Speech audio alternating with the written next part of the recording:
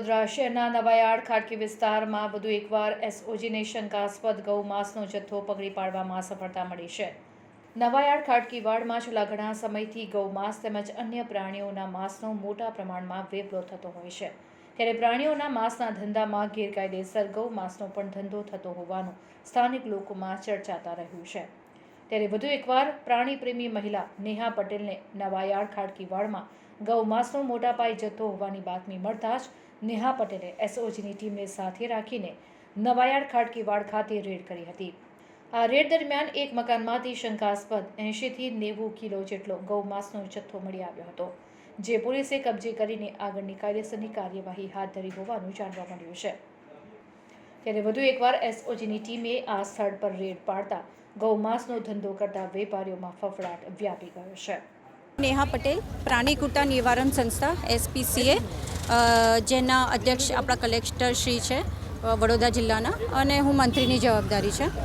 મને ઇન્ફોર્મેશન હતી કે અહીંયા આગળ ગૌમાંસ આવવાનું છે, એટલે મેં એસઓજીના સાહેબ PI સાહેબ છે પટેલ સાહેબ, એમને મેં જાણ કરી અને એમના સ્ટાફ જે છે બધા PSI સાહેબ રાહુલજી સાહેબને એમના તમામ સ્ટાફ આવ્યા હતા સવારે, અને બહુ જ સરસ હેલ્પ મળી અને બહુ જ સરસ એ થયું છે, કાર્યવાહી થઈ છે।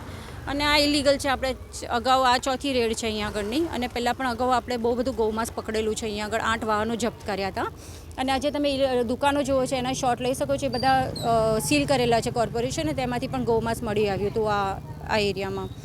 તો હવે FSL આવશે પછી આપણે કહી શકીએ કે ગૌમાંસ છે કે નહીં, એના પહેલાં આપણે કંઈ કહી ન શકીએ, પણ આ ઇલીગલ છે। આ ઘરમાં જ સ્લોટર કરે છે મૂંગા પશુઓને, એમાં 2 ભેંસો પણ છે અને અમુક કપાયેલા છે, અને તમે જોઈ શકો છો બહુ ગંદકી છે ને લિટરલી ત્યાં લોહી પડ્યું છે બધે, અને વરસાદનો સમય છે એટલે એક જાતનું અનહાઇજેનિક પણ છે આ એરિયા આખો।